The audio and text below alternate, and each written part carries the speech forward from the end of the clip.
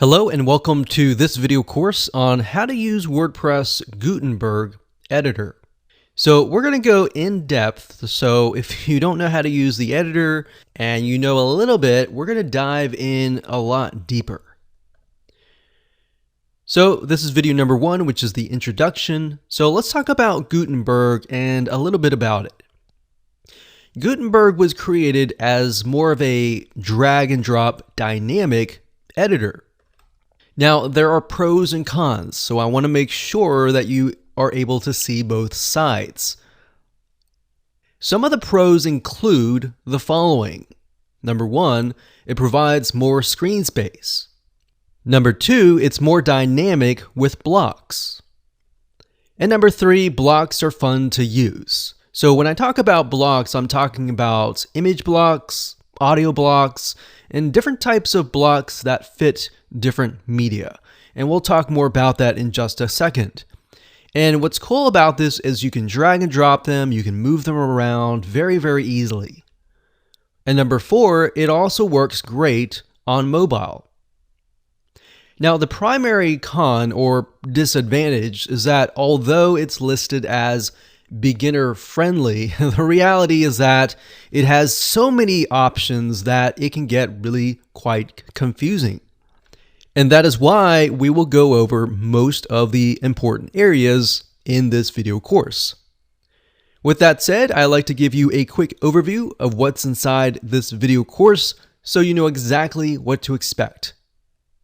So this is video number 1, obviously. Video number 2, we're going to give you a quick overview of the user interface. Video number 3, we're going to talk about the different types of blocks so that you're aware of the many blocks that are available to you. Video number 4, we'll talk about using the sidebar, which is on the right-hand side, that pertains to each block.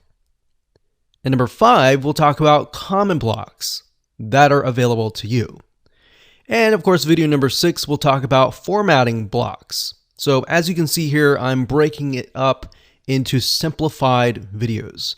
I don't want to put all of these into one video to overwhelm you. All right. So video number 7, we'll talk about layout elements. And video number 8, we'll talk about if you're not ready for Gutenberg and you do not like the editor after you've seen all of this, how do you go about disabling it? How do you go about reverting to the old classic editor? And this is a big thing. A lot of people do not like Gutenberg, so they prefer to go back to the classic editor. So we want to make sure that you have the options available to you if you choose to go down that route. And of course, last but not least, we got video number 9, which is more editor options. In terms of getting started, it's pretty self-explanatory. All you need to have is a WordPress site with administrator access, because we are going to log in to the WordPress administrator dashboard and I'll show you around.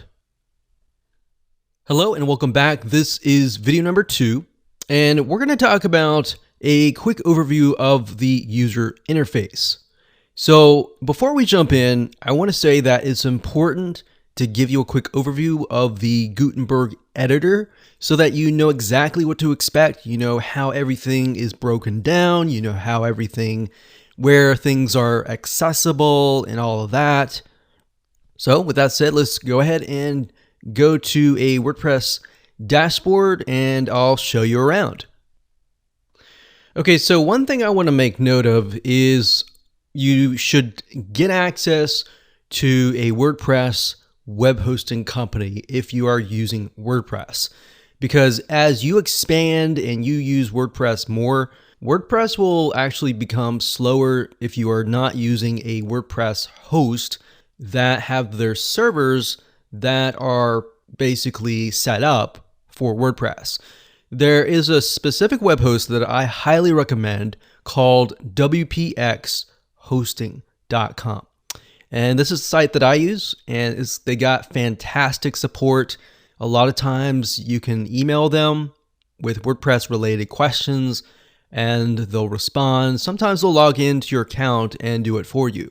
So without further ado, let's go ahead and log in, and I'm going to find a test site that we can use, and we'll see you in the dashboard.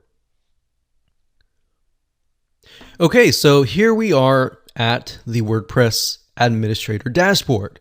What you want to do is you want to go to a post or a page. It really doesn't matter what you use. So you can either go to posts, you can click add new, or you can go to all posts and find a post, an existing post, and edit that.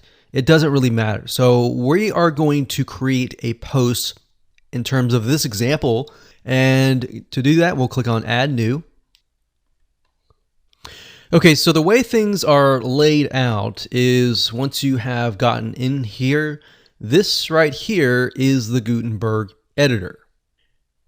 Now, when you click on the plus sign here, you're going to be able to see blocks. So as you can see, there are many different types of blocks, which we will go into every single block in the future videos. But for now, this is where the blocks are. Now you can click this here, and this will give you the content structure. So it's kind of like, if you think about it, Microsoft Word, when they tell you how many words you have, how many paragraphs you have, but in this case, how many blocks you have and how many headings you have. So this is really great if you're wondering, okay, how many words do I have? And if you're writing an article and you're trying to stick with a certain amount of words, this is really great to have. And then of course we have this here, which is the block navigation. So as you begin to add more blocks, it will add those blocks here. So right now, as you can see, there is simply just a heading block right here. So all you have to do is type in the title. So title here. And then you can put the heading. So the title here will actually become your page title. And then the heading here will actually become your post or page. So in other words, if I name this title here and I click on publish, what's going to happen is the permalinks, it will change to yourdomain.com/title dash here. So if I had the word "this is a great day," this is a great day, then what will happen is when I click publish, it'll create yourdomain.com/this is a great day. All right. So that's what I mean by page title. And that's the difference between this and this. All right. Now I'm not going to go into too much depth because I don't want to overwhelm you. We're going to dive in at a later time. So if we move on over here, this is the sidebar. This allows you to control permalinks, categories, tags, and other features as well. And you'll begin to see as I begin to edit blocks and add blocks and all of that, the sidebar will actually change. All right. So this is a basic and brief overview of all the details. Now over here we have blocks. So if you click on block, whatever block you select, like let's say for example, the heading here, you'll see the actual details here. All right. So that's it for now. We'll keep it simple and we'll move on to the next video. Hello and welcome back. This is video number 3, and we're going to talk about understanding the types of blocks. So let's talk about the different types of blocks so that you can kind of get a bird's eye view of the options that are available to you. All right. So we'll cover all the sections, but we won't actually go in depth as much as we will in the future videos. All right. Okay. So if we return over here to access the blocks, you will need to simply click on the circle with the plus. So click on here and you'll see the most used blocks. So you can see they have paragraph, they have image, they have heading, they have gallery, they have lists, they have quote, they have file, they have cover, and they have audio. Now, these are just the most used. So a lot of these can actually be in some of these. Now, if you think about an editor, and you think about the classic editor, there was only really so much that you could do.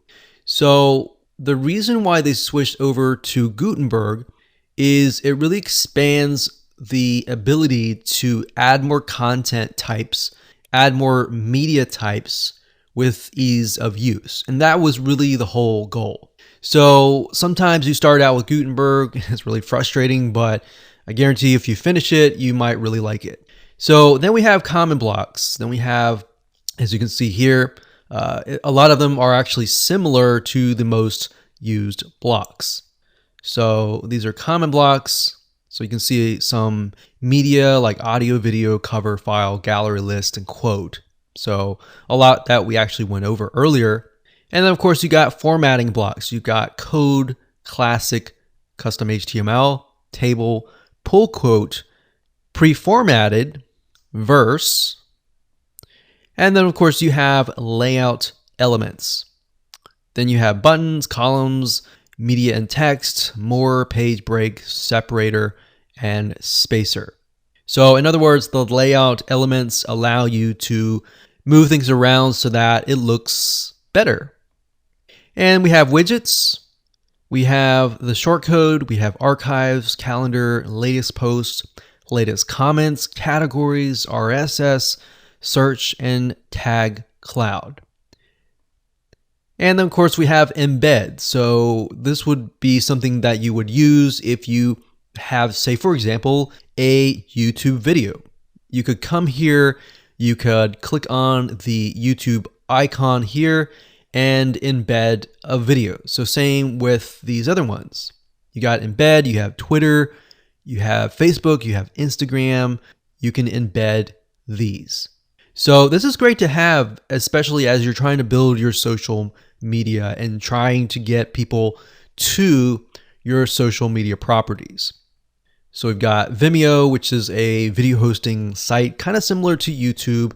We have Animoto, which is a video creation site. And we've got a lot of other sites as well. So we're not going to dive too much into these, but these are more of the third-party sites that you can use if you happen to have accounts for these. So if you have Reddit, you have Tumblr, you have Amazon Kindle, you could post these widgets and embeds here. So we pretty much covered most of blocks. Now, in terms of adding blocks, all right, so if we click here and we can edit things here, if you put your mouse over the bottom or even the top, you will see an additional plus sign.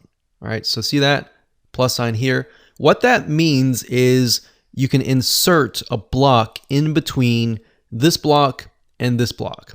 So if you just want to continue adding blocks down below, that's great, right? But if you're thinking, oh, I missed a block, I wanted to add an image between this block and this block, that allows you to do that. So if you think about the old classic editor, you would not really be able to do that as easily. You could go down and grab the content and then move it around, but it would end up really becoming tedious. So the goal of this is to try and make your life a lot easier. Now, there is a full screen mode. If you click on the dot here, you can click on full screen mode, and that will basically expand it so that you can see the editor. You don't have to see the left sidebar or anything like that. So what we're going to do is we are going to keep it like this so that we don't really have anything like distracting us. All right. So as an example, if we click plus here, and let's say that we want a list. So we can put a list here, go 1, 2, 3, 4, 5. And then we're thinking, okay, I want to add an additional block. So I'm going to click this here and I'll add a quote. This is a quote. Now, another thing to note is that if you want to move things around, you're going to see, and you put your mouse over the left-hand side, you're going to see these arrows. So if you press these arrows, it will move it down one block, or you can simply move this one down below this block, as you can see here. Now, what this is, this little 6 dots, it's the same as these, except for it's more of a kind of a drag friendly thing. So you can, as you can see here, I can just drag things around. So it's really not different. It's just the way that they've done it is differently. Okay, so let's say we want to add something else. So we're gonna click here. So you can also click here if you want to, but this option gives you the ability to click here and add a block. And if you click over here, you can add a block as well. So you'll notice that it kind of gives you some flexibility on where you can click. So I could click here and I could click, let's say, we'll go to common blocks and we'll choose, let's say, a gallery. So a gallery is basically a bunch of images that are showcased. So if you upload, say, 10 different videos, then you can organize them so that everyone can see them basically on a wall. What's nice about this is back in the day, you could create galleries, but it's a lot more simplified. So you can click media library, you can choose the photos that you want and select them. Now, as you can see here, you can also transform these blocks into an image, which is pretty cool. So if you have a bunch of gallery images already, but you're thinking, well, I want to switch this to just a single image, you can do that as well. So in certain respects, you can even morph certain blocks into other blocks. So another thing is you can align. So you can align left, you can align center, and you can align right. Now, if you click on these ... this is basically more options. You can hide block settings, which are on the right-hand side. So if I click that, you can see that I'm able to see just the editor itself. So if that's annoying me, I can literally remove that, but honestly, it really depends on you. So if you click show block settings, the right-hand sidebar will appear again. All right, so that's a little tweak. Now, if you want to duplicate something that you have created, let's say we have a gallery and we really like the gallery, but we want to add the gallery at the very bottom, we can do that as well. So to do that, you would simply click that block, click on the more options, and click on duplicate. And as you can see, it has made a duplicate of that block. So if you want to delete that, you can click remove block. All right. So again, more options. You can insert before or insert after. What that means is if you click it, you will insert a brand new block before or after. So like you're seeing here, there's a lot of options. You can either click here, you can either click here, or you can simply click on the block and click on insert before. You can also edit as HTML. So for those of you who are more advanced and you don't really like how things are laid out here, let's say I want to go to the quote section, or maybe let's do a paragraph. So I'm going to add a paragraph up here. So let's add a paragraph. This is a paragraph. And let's say, for example, that I want to add like a JavaScript code or a HTML code. What you do is you click on that block, click here, click edit as HTML, and you simply enter the HTML. And of course, when you're done, you just click this and you click edit visually to go back to the visual editor. So the visual editor is basically kind of a what you see is what you get. And this is more so that you can see it, what it looks like to the end user. And the HTML code is the code in the back. All right, so you can add reusable blocks. So you basically can create blocks that can be reused again and again. So think about these kind of like templates. So this could be like template 1, and you click save. All right. So if we click plus here, and you go down to reusable right here, you can see that template 1 is here. So if we click on that, you're able to add that here. So this is very, very convenient, especially if you have certain elements that you like to repeat over and over and over again, and you want to go to a different post or a different page and add that specific element to that page without having to redo everything. All right, so that is very convenient. So that's that. We're not really going to go in too much depth over here because we'll go in more depth in a minute in terms of the blocks and the actual settings of the block. Now, if you go over here, if you click on add image, or these are kind of like quick things. And a lot of times these here are elements that you have added in the past. So if you're the person who adds a lot of images, you could click just here, click add image, and there you go. So you can either upload the image, or you can click on media library, or you can insert from a URL. So if you have an image that is already hosted, you can simply enter the URL here.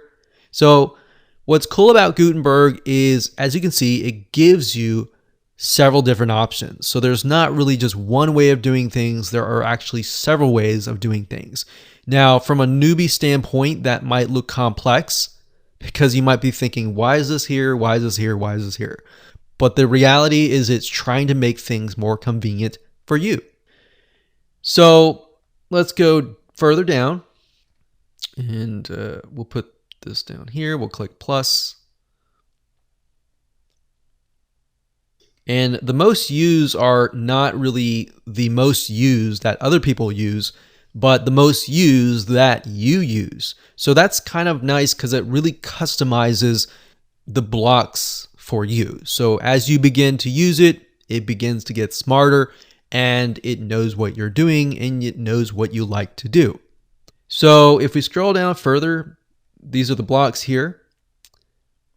And we'll go in more depth. I'm going to go in depth on the common blocks, the formatting blocks, and the layout elements. But like I said, the widgets are a little bit more advanced, but shortcode is basically if you have a plugin and they give you a shortcode and they say add the shortcode to your page. So if you were to do that, you click on shortcode and you would simply add the shortcode here. Now, back in the day when you had the classic editor, you would have to go into the editor, you would have to go into like either HTML view or sometimes view and add the shortcode there. So what this does, it allows you to kind of see this structure. Now, since we've added several blocks already, if we go back to the top under block navigation, we can actually see how our blocks are set up.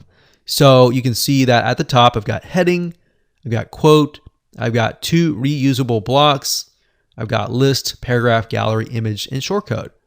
Now, if I click on one of these, like let's say I'll click on list, it will go straight to that block.